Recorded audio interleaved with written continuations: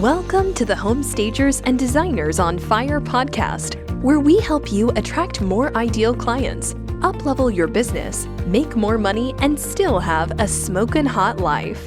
Hosted by best-selling author, coach, and speaker Marianne Cherico, this podcast focuses on business and mindset strategies that enable you to create a life and business by design.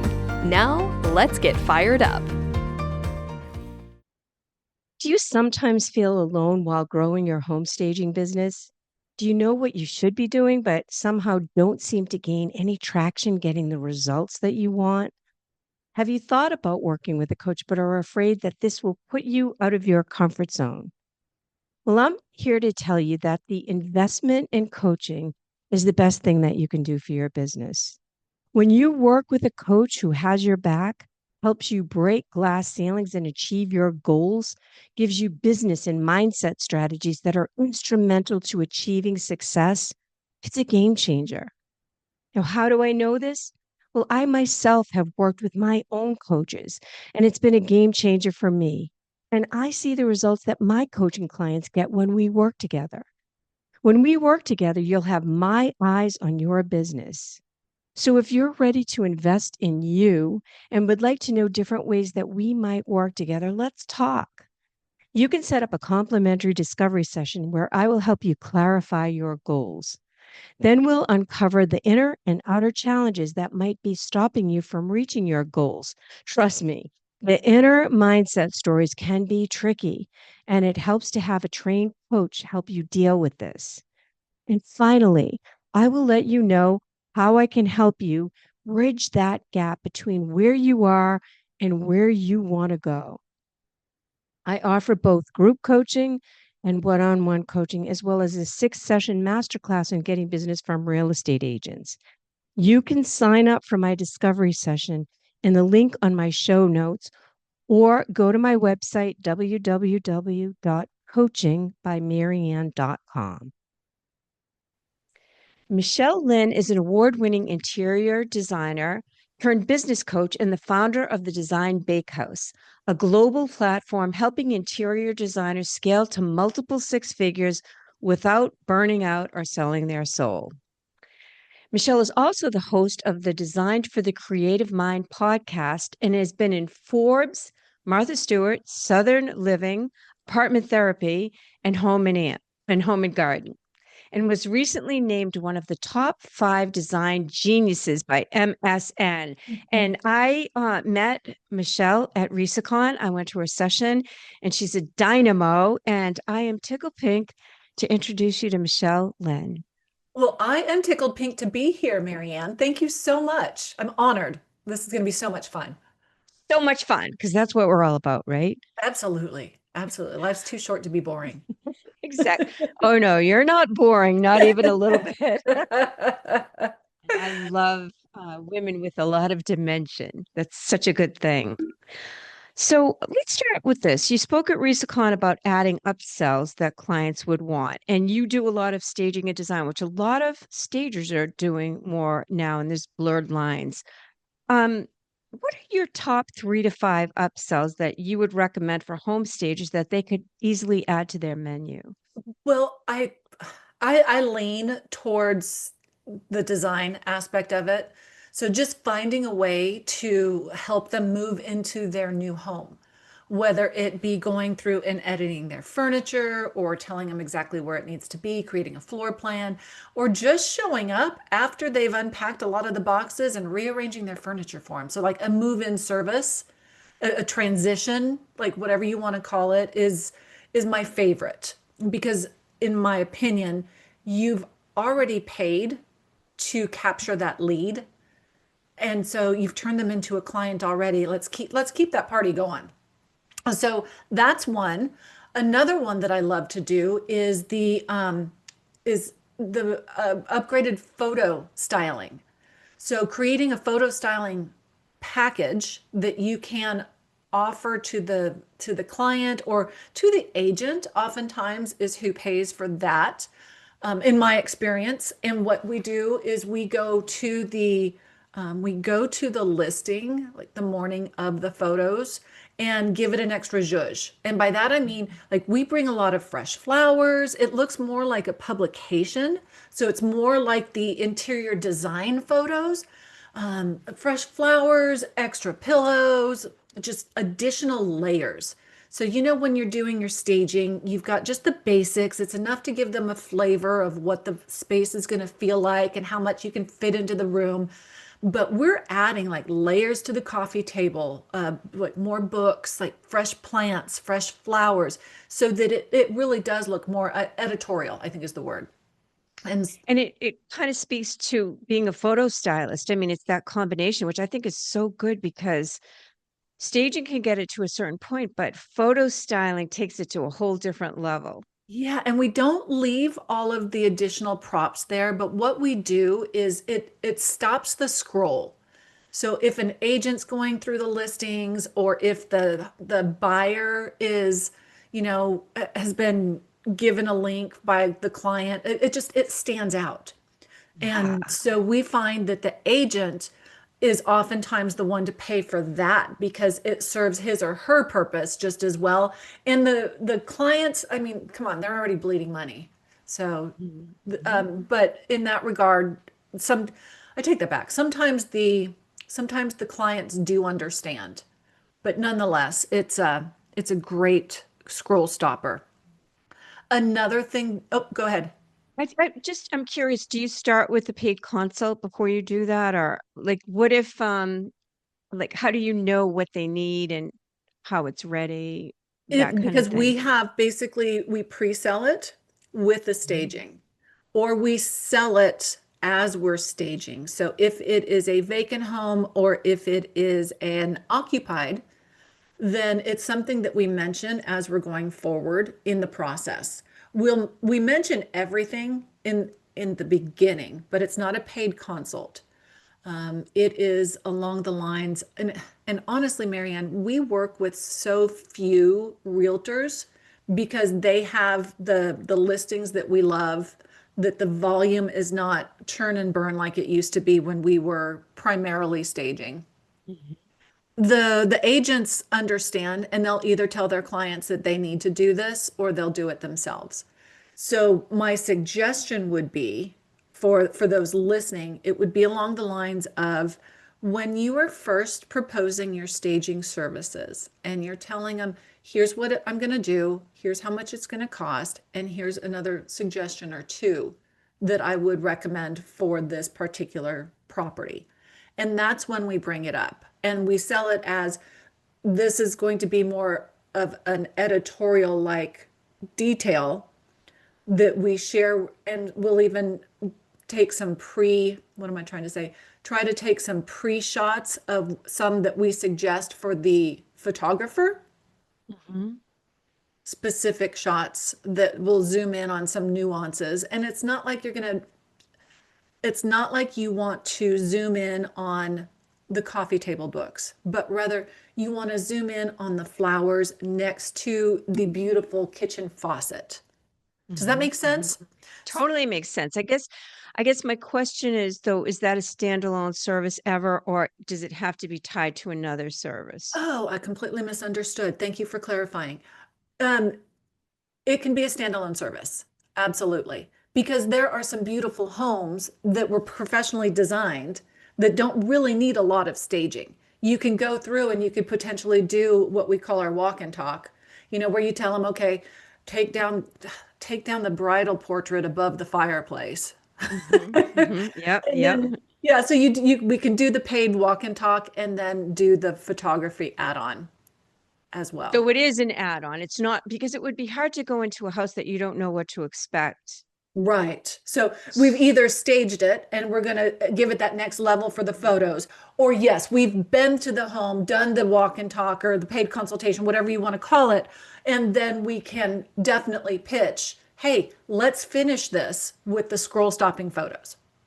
Love it. That totally makes sense.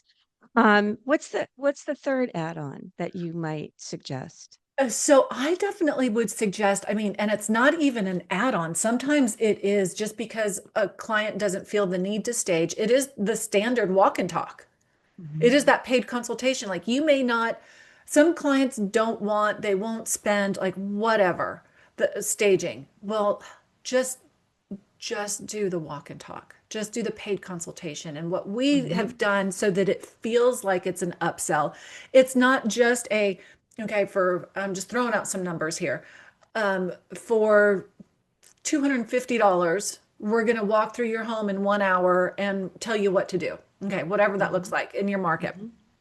Instead, what we do is we create a standard form that we leave behind.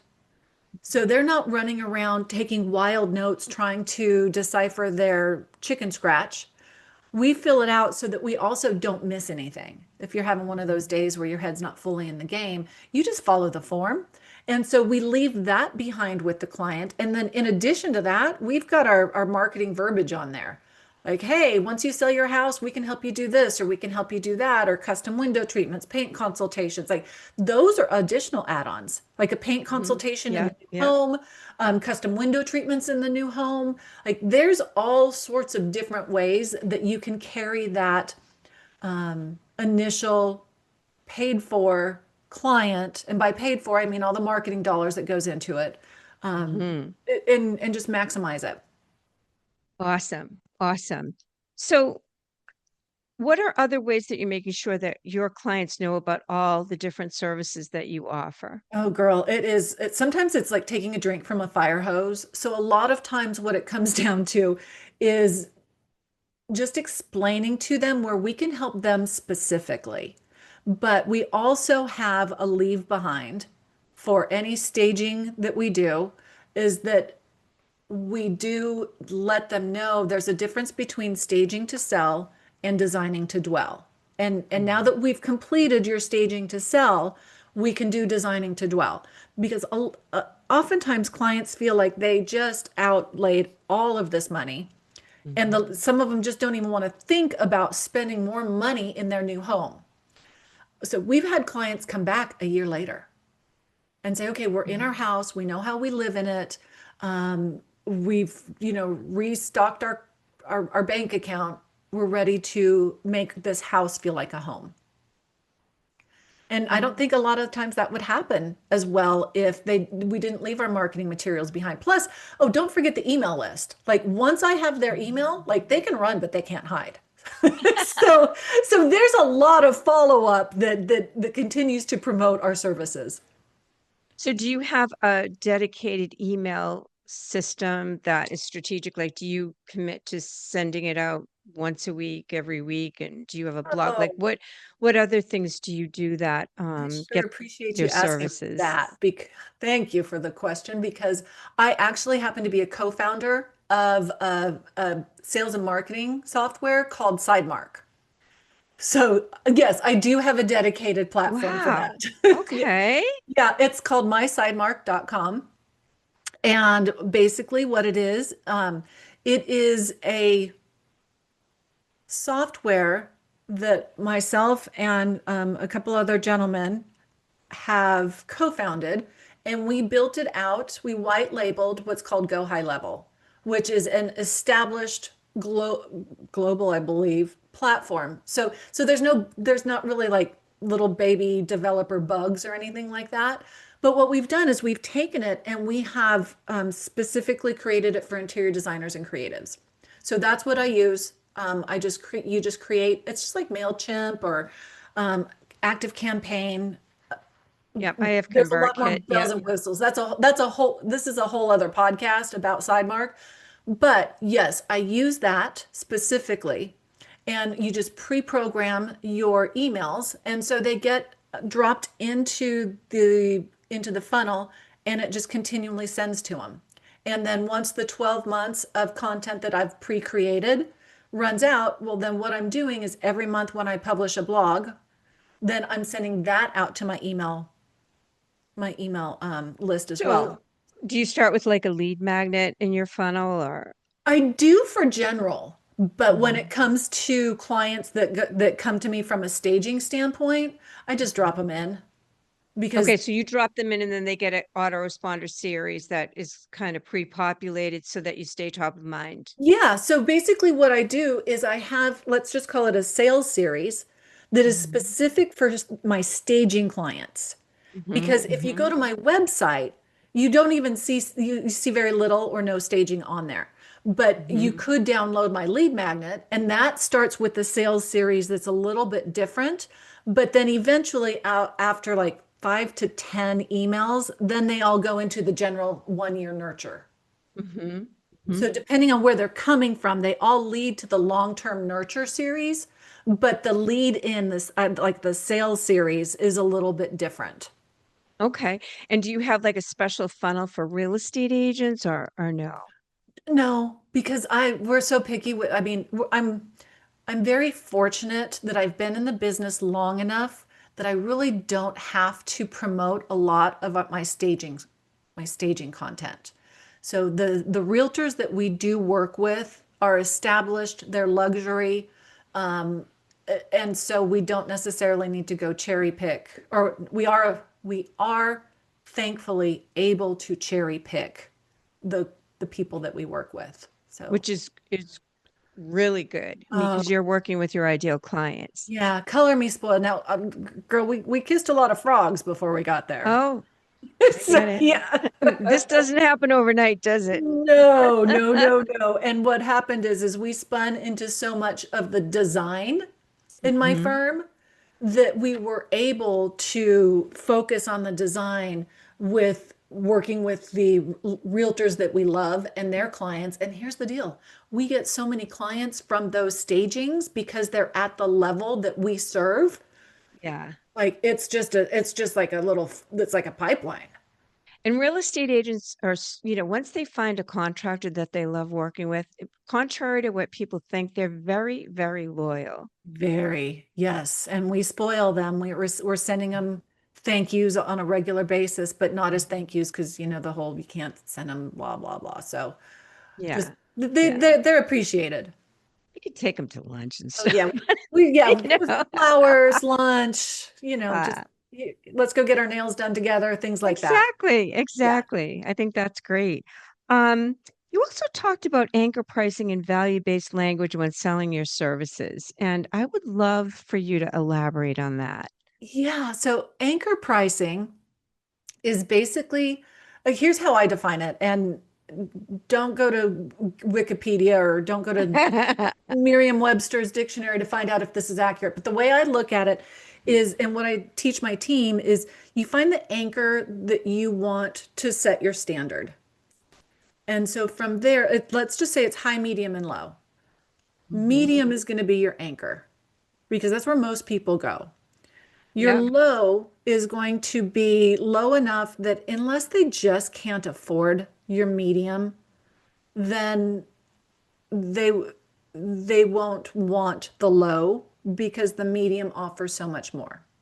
Mhm. And then you have the high. So you have high, medium, and low. You have the high price. That's going to be your luxury, your gold standard service. Mhm. So it Mhm. would be like Neiman Marcus versus Nordstrom. I mean, Nordstrom isn't cheap, but that can be your medium. And then the Mhm. low could be like a Target, or let's just say Target or Yeah. Macy's. So Macy's or Target. So when they're Yeah. shopping, they understand, okay, well, for this particular service, I probably need Nordstrom. But Mhm. if they want Neiman Marcus or Saks Fifth Avenue, I can deliver that too. Yeah. So it just gives you an anchor in which to build your other offerings around. And 99% of I the love time they that. go with the medium. Yep.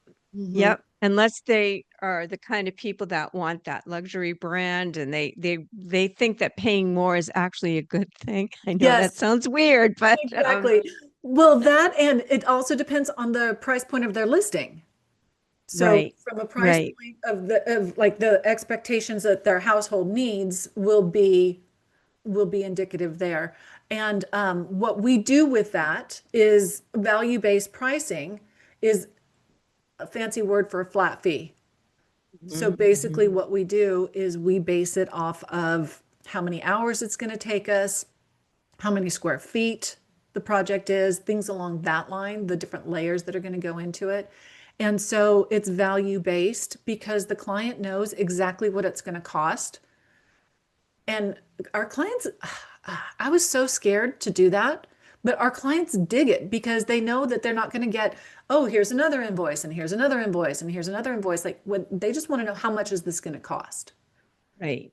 So there's a couple things to unpack there. I think that personally, I think doing value-based pricing like flat fee is a really good thing for that Game reason. changer from a I think business it's really hard when stagers are starting out or designers because they don't know how much time things take. And it's standpoint. so important that they track their time and then they have to account for the learning curve and all that. Yes. So I think it's a really tough thing to do unless you're seasoned and you really have tracked your Data. time and know how much time things take. Do Very you true. agree with that? Absolutely. If a new designer or a new stager comes to me and asks, I tell them, probably for the first 6 months or a year, unless so if you're a designer, like I tell them, just find a business coach that'll tell you how to price. Like that's what I do in my paid program. It's like we Hmm. have a whole Hmm. module on services and pricing, and I give you the formula that you can work into. But if you don't have that mentorship, then you need to track your data for at least a year and Yeah. keep Yeah. really good track of the project nuances. And Yeah. then that's what you can use to build out your value-based pricing. So yes, I Yeah. agree with that 100%. I think that often, especially when you're new, you underestimate the amount of time. Oh, girl. Yes, absolutely. Even when we're old. Yes, well, I think we overestimate what we can get done in a day, and we Yeah. underestimate what we can get done in a year. Yeah. Yeah. So from a Yep. business standpoint, we have to look at it from two different perspectives. Yeah. Another question I have around what you just said was I love that you do the anchor pricing, and I do agree most of the time people will pick the middle. Mhm. Having said that, when you do that, do you take into account quality of furniture or volume of furniture, or is like how do you systematize that so you know what a high price is versus medium versus low? So what we have done is I've kind of changed our staging pricing based on what I changed my design fee pricing to. And that comes down to like square footage and Hmm. the levels of complexity. Hmm. So for example, from a design or decorating standpoint. Okay, so when I say design, I interchange that with the word decorating. It's basically the same thing unless you're going through and doing renovations and stuff. But so let's talk about the level of complexity. If you are going to renovate a kitchen, the dollar per square foot is going to be a lot higher than if you're just going to decorate a guest bedroom. Hmm. And Hmm. so it's Hmm. similar in that respect that the living room staging is going to have more layers than your bathrooms, Hmm. right? You just Right, right. a couple Yep. pieces. So we're taking a look at that, and then we've broken it down because I mean, most homes they need one or two sofas, an accent chair. Okay. Or Hmm. it's one sofa, two accent or four accent chairs, and you have your standard package. Hmm. So we also take a look at the list price of the home and can kind of back into that by saying, okay, it's this many square feet, it's this price point, and then you have your high, medium, and low for that. But then, of course, there's also the opportunity to make sure that they understand, like, dude, you don't want the low because it's going to make your house look chintzy, because then you're Right. going to get some of the stuff that has it just looks unfinished. Yeah, yeah. You got half of your head cut. Like when you go get a haircut, you only do half the head. It's like no, that looks funny, And we're not talking the Yeah. mullet, where it's the business in the front and the party in the back. Oh my gosh, I love the analogy. Um, so would you say that most of your business comes from referrals now? It ebbs and flows. And I'm not sure what you're seeing these days, but right now, I believe we're in like this trust recession. And so, like, it's taking longer to close our leads. The clients are moving slower to make investments and things along that line. So our leads are coming from referrals, yes, and especially, and they only come from referrals for staging. For the design side, they're coming from referrals, but you can't count on that. So we still keep our active email marketing, social media, good search engine optimization. Like that's key. We Mhm. get quite a bit off of the Google. And Mhm. we've bumped up our blogs to twice a month just to keep a little extra activity going on right now because things are a little slower. And that keyword rich kinds of blogs that Oh my gosh. attract your local ideal Yeah, clients. it Yeah. has, it has really, I can honestly say that it has, since we've gone to twice a month, it's definitely picked up. I was like, So oh, how are you tracking that with like Google Analytics or? Google Analytics, and of course, every time they call, like, how'd you find us Mhm. on the Mhm. interweb? Okay, great. Do you remember Yeah. what you searched? Like, I'll ask them. I'm like, Yeah. I'm a small Yeah. business. I need this information. Yep. Yep. And Yeah. No, sometimes they're that's like, I great. have no idea how I found you, but I'm glad I'm here. I'm like, well, that's Yeah. okay. I'll take I it. know, right? I know. I Yeah. know. I do the same thing with coaching clients. I always ask, because I Yeah. don't have a website for my staging anymore. I just do consults and realtors Yeah. From people recommend that you've me. known So for so long. yeah, exactly. Yeah. Exactly. You're known and trusted. Um, let's do a little something else. You talked about aspirational staging, and I love this. Hmm. I don't think we talk about it enough. Could you elaborate on this for the listeners? Yeah, I firmly believe, and this was reiterated to me because I bought a house last July. So I guess it was July of 2024. And so we were looking for homes, and I just was walking through the houses with this new perspective, right? Aspirational staging is, if I move in here, this is what my life's going to look like. So, it's psychological. We all know that the furniture doesn't necessarily go with the home. And, sometimes you wouldn't want the furniture to go with the home because it looks good, but it's not that comfortable, you know? It's got those skinny mid-century legs, and you don't know how Yeah, long they're gonna last. Yeah. exactly. Or the cushions are just really not broken in for a nap. But Yeah. so in that respect, aspirational staging is selling a lifestyle around the home. So it could literally be that do I have a time for a cup of tea every day? No, I don't. But how nice would it be? So even if you just put a cup of tea and a pretty teapot on a desk, like, or Mhm. on by a side chair, it's just those little things like, oh, if I move in here, I'm gonna have time for a tea break in the middle of the day. Like, Yeah. baloney, that's not the case, but the little nuances like that, which is also why that we talked about earlier, the photo styling upsell, that it does Mhm. the same thing. It's like, if I move in Mhm. here, look at all the beautiful plants I'm going to have. Like, we'll bring in floor plants. Like, I Mhm. have I have Mhm. been known to bring them from my house to the client's house.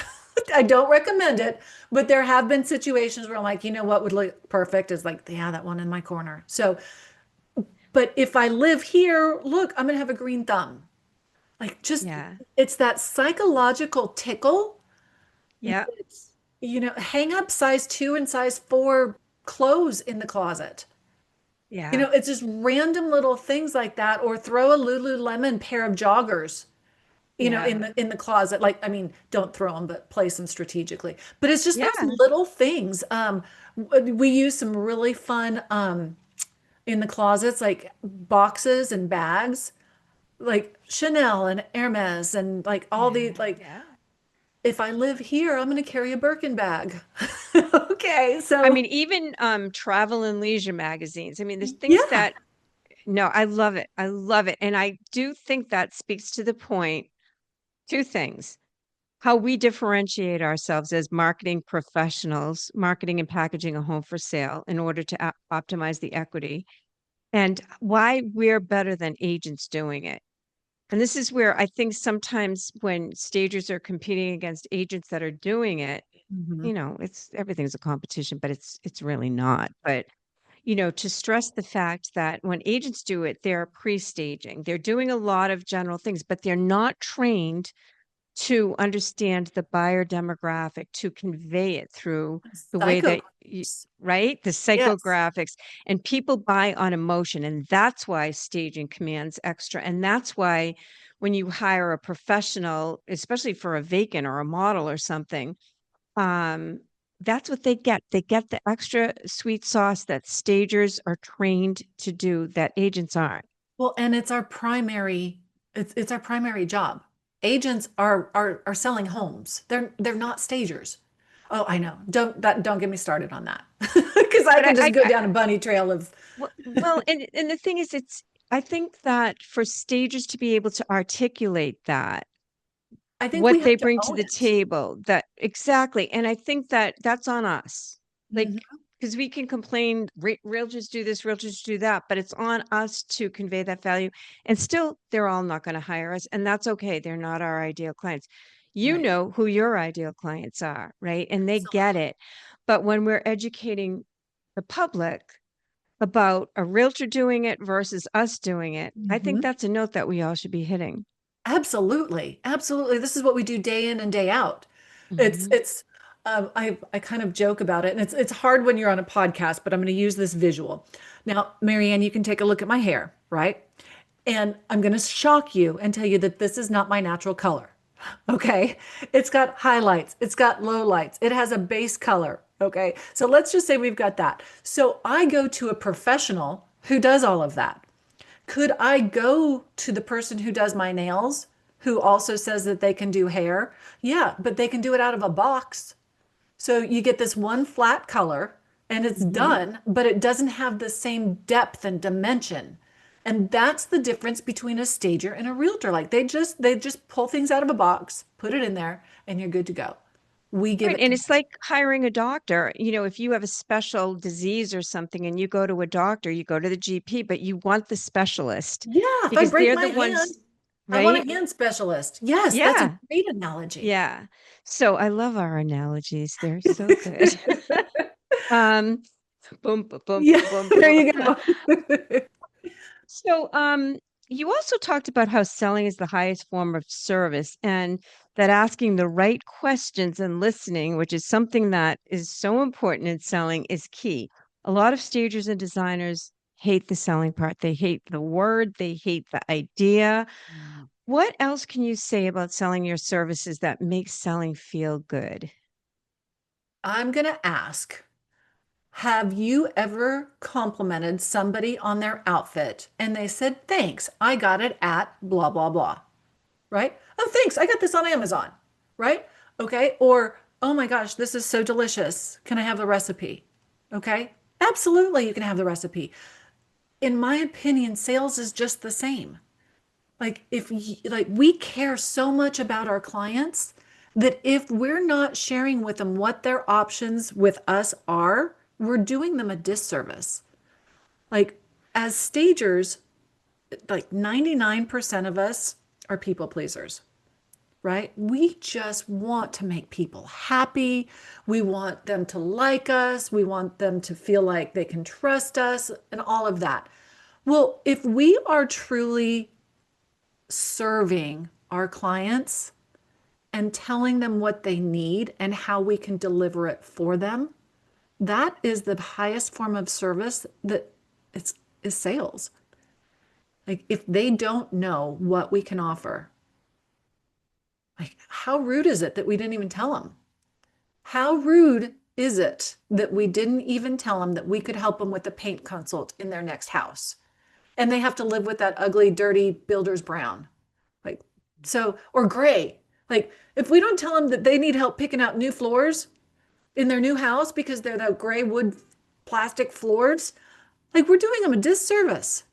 So that's what I mean. It's like we want to help people, but we take for granted what we know we can do, and we think other people can read our mind, and they can't. So we have to toot our own horn and tell them how we can help them. So again, it's just like, oh, I love your dress. Thanks, I got it on Amazon. Or, oh, thanks, I got it on sale at blah, blah, blah. or this cute little boutique down here. Like we offer up help without even being asked. But when it comes to putting money in our pocket, sometimes I think we've just all been raised to think that sales is schmarmy. Is that a word? Slimy? Yeah, Slimy? schmarmy. Yes. And it's Yeah. all mindset and it's reframing that because I agree with you. If you, when you're selling your services, are coming from a place of service where you're looking at what's in it for the client when they work with you and delivering that, like connecting the dots, solving their problems, helping them with their aspirations, Yeah. you could be the one that, bridges the gap for that agent. And I think that's how we have to look at it and then let go of the attachment to the outcome. I let them know how you can help them and Mhm. then be okay with how they respond. Because no is not going to kill you. No, thank you. No. Or Okay. and it might be no, not yet. Like you don't know that. They might decide, a year from now, wow, everybody's working with a stager. Maybe I should. And if you've stayed top of mind with them, and Absolutely. delivered value in your emails or Mhm. blog or whatnot, then they're going to say this person knows what they're talking about, they care about me, and they can get me where I want. And I think so I said we have like this trust recession right now because I mean, heck, you turn on the television and everybody's arguing, Mm. like nobody can agree on things. And so our clients, I just want them to feel like they can trust us. And so Yeah. by putting things out there and being the trusted authority, like Mhm. if they know that I know my shizzle, like I know my Yep. shizzle, Mhm. I'm just going to ask Michelle. Like that's what I Yeah. want. I'm just going to Yeah. trust Michelle. And Yep. so it's you just have to show up and be confident because y'all who are listening, you know your shizzle. You just need to let the recipient understand that you've got them covered. Like how nice Yeah, is it? and It's like and having a I wife. agree. You got to build a platform where people will know, like, and trust you because if they don't, and that's why sometimes it's hard online because you're taking at the top of the funnel the cold leads and then you're Mhm. kind of warming them up, right? Right. If you don't build that know, like, trust factor, nobody's going to hire you, especially a real estate agent, if they don't feel as though you're going to take great care of their clients, that they can trust you, that you'll have their back, that Yeah. confidentiality is important because they don't want people knowing about their listings. But it's up to you to build that know, like, trust factor. And that's Mhm. by being consistent and showing up and offering value. Absolutely. And I cannot emphasize enough that if you're giving away your knowledge, say online, like in your blogs, if you are showing up in your social media with content that, there's the entertainment factor, yes, but then you also have to have some, like, I am the authority. Like if like you can like you I talk to people all the time. They're like, I can put that out on the internet. Like what if somebody does it, what I'm telling them to do? I'm like, well then they weren't your client anyway. If they're going to DIY their project, they weren't Right. your client. They weren't going to pay you. So Yeah, and the other thing is, yeah, because people, there's a law of reciprocity energetically. There's a Mhm. law of reciprocity. When you give, people feel as though they want, like if somebody gives something to me, I want to do 10 times more for them, If somebody recommends me to a client or something like that, it's like, how can I do something for them? I mean, this is the way we're wired, most of yes. us. I mean, especially being overgivers and all that, which we have to have boundaries on. But I guess my whole point is that often when you give somebody some information, they realize they don't know what they don't know. So if you say to them things like, real estate agents only know how to do so much because they haven't been trained in this, not to put them down, you have to word it, Yes. politically Diplomatically. correct or whatnot. Um, but what you're showing them is that this is what you know, but they don't know how to make it an emotional connection to that buyer. So Right. you're giving them the what, but not the how. Yes, or even sometimes some of the how. But part of it is you're right. You're not going to tell them go buy a travel and leisure magazine and put it here, blah, blah, blah. But you can talk about it as the authority and maybe give Mhm. some examples. Yeah, yeah, But yeah. what Yep. happens is that the end user is going to read let's just say blogs. They're going to read your Mhm. blogs, or they're going to read your email, or they're going to look at your social media and say, "Oh, this chick knows what she's talking about. Yeah. I'm going to trust her because I can see that she knows it and I don't have to learn it because I'm going to hire her to do it." And you have become like, once you put yourself out there all the time, people feel as though they know you. Like, I'm sure with your podcast, and same for me, people, when they get to the point where they're going to meet with me for a discovery call, they kind of already know that they want to work with me. Yeah. Yeah, it's a So, pre-sale. right? It is, because we've built that, like, trust, and they either like your style or what you have to offer or not. And that's Or they okay. don't. Right. Absolutely. Or they And don't that's because okay. they know it's better. Better to find out now, right? Dodge that bullet. Yeah, exactly, exactly. And that's where, um, I think, again, to your point, selling is serving by showing people how you can help them get what they want. That's the bottom line, you Absolutely. know? It's the highest form of service because you're offering them solutions. And I think you said it a minute ago, people don't know what they don't know. Yeah. So, just helping we're just helping. Yeah. And we're not Yeah. forcing them. It's not like you're baiting and switching. No. No, exactly. And Just do it the with thing is, integrity. you're not for everybody, and that's okay. Just like when you're going out to you look for a contractor, you might resonate with somebody's personality. You might pick the middle one. You might pick the highest one because they do better finish work. Right. That's okay. And it's our job to get ourselves out there so that we actually, here's another thing. We get ourselves out there so that we're okay with saying no more, and we get more no's. Oh my gosh. So in a previous life, I was a sales manager. Okay. And it basically what it comes down to is like you just have to have your pipeline full so that when some of them don't come to fruition or they push out a few months or whatever, that you're not all of a sudden starving to death because you have no commissions coming in. Yep. You just keep the pipeline full. And that means Yep. constant activity. Yeah. And that's up to us. That's on us. I find that stages don't do enough to do that. And I know this is a generalization. I don't like to generalize, but I think that, sometimes they just have to 10 times what they're doing, and be clearer about their value proposition and what differentiates them and all that. Well, a lot of it that I've seen, both in the design decorating side as well as staging, is that we're creatives. Mhm. And creatives don't live in the business side of their brain to understand the simple principle of, the more things you have lined up, the more are going to close. And it seems fairly simple, but it's Mhm. not when that's not the way your brain works. So Right, because a lot of times it's like, "Oh, I didn't get that client," and then there's this whole story around that. Okay, well, you next, know, or I called 20 agents and I only got 1. Okay, so now you got 1 out of 20, so now in order to get 5, you do have to do 100. absolutely. So, And then you have to it's follow up so that it's not just a one-time call. It's the consistent. exactly. But I also think that that's why why most newer, especially, or less seasoned designers and decorators, and stagers, that's why they need to hire a business coach, Right. like, or get a Yeah. mentor. Well, Yeah. but let me just say, get a qualified mentor Yeah, because if yeah, they're doing yeah, things the old way, you don't want to do them that way. But uh, yeah. get somebody to guide you. And this is how I phrase it with our clients. It's like, you know what? I'm like the Sherpa. I am leading you up the Mount Everest of staging, of design, of the business of design, like whatever. I'm going to lead you up. I'm going to tell you what you need to bring, like where you need to step, where you don't need to step. Like don't step over there because you're going to fall into the ravine, right? So we're Mhm. Sherpas. We've been Yeah. up and down the mountain multiple times. Let us lead you.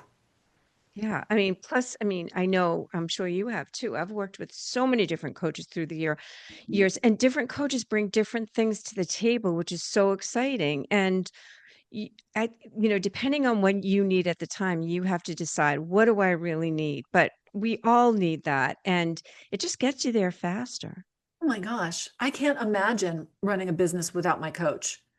Like right Yeah. now, I have one Yeah. that I absolutely adore, and she's just so well-rounded. But like you said, I've had others in the past that served me with what I needed at the time. Yeah. Yeah. So So, speaking of that, before we go, tell the listeners how they can work with you. well, thank you. Well, if you are interested, in starting a, a service line that focuses on interior decorating and design, then that's what I do.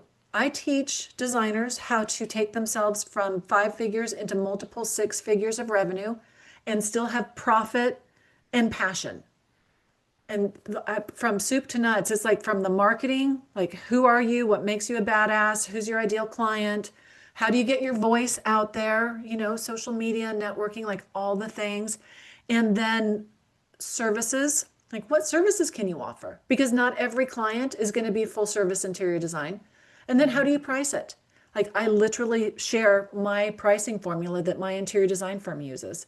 And then here's the thing that really caught me up when I was transitioning from staging to design. It's like, what's the process? Like, what's the process? First of all, I Yeah. didn't know how to price anything, but what's the process? Like, what comes first? And then what comes second? And then what comes third? And then what can overlap? And all of that sort of stuff. So I basically created a program that I needed when I was starting my design business. I love it. And so many stagers who are doing more design need that, especially all of that, but especially the process because it is different than staging. And design is a whole different animal, decorating, Yeah, interchangeable, well, however but you guys however we want it to say. really is a whole different animal. And I've done both, but it's really you gotta dial in the processes for design because you can get scope creep and people don't know how to charge and you have to be able to manage your clients, Mm-hmm. right? Absolutely. But there's, I think I've created it so that it is built into the process. Like, how do you set yourself as the authority is through the sales process. Like this is how it goes. Like here's the steps. It's like first it's the qualifying call, and then it's the meet and greet, and then it's the initial visit. And I mean, it's like, and you're educating them every step of the way so that all of the crap that could happen is less likely to happen because you've already addressed it head on in a very professional and strategic manner. And I love that because a lot of creatives are kind of going on a wing and a prayer and they haven't set up expectations and then they And get then they get upset mad. because the Yes. client doesn't understand what the parameters or boundaries are But but did you if you tell don't them? right, Yeah. exactly, And that was me. exactly. So Marianne, literally every single mistake, every sort, and I'm not even going to call it a mistake. Let's call it a misstep. Every single misstep that I made is part of the learning process that I teach others. Like again, it goes back to that being a Sherpa. Don't step there. You're going to create an avalanche. Yeah, yeah, because we've experienced it through the school of hard knocks. Yeah, Yeah, absolutely. I get it. I And get it. observing others. And observing Yeah. others. And now with our coaching clients, we see them, and we want to help them prevent them from hitting those landmines. But I know my listeners are going to love what you have to offer. I will put it in the show notes Thank and you. The designbakehouse.com. yep, yep, and I will have that in my show notes and I really appreciate you being my guest. Oh, girl, this was so much fun. I was looking forward to it since we visited at RISACon. Me So too. Me yeah, too. so we'll have a chance to do it again soon, where you'll be on my podcast, Yeah, I'm looking forward to that too. Designed for the Um, Mind, because that's who we're talking to. say it again. Designed for the creative mind. Yeah. So you guys have to follow that too. It's a great podcast. I know that you guys will love it. So thanks so much, Michelle. Thank you, Marianne. This has been fun. This episode of the Home Stagers and Designers on Fire podcast has ended. Be sure to subscribe for more strategies on how to attract your ideal clients, uplevel your business, make more money, and still have a smokin' hot life. And don't forget to review this show so that we can continue to bring you top-notch content. See you on the next episode.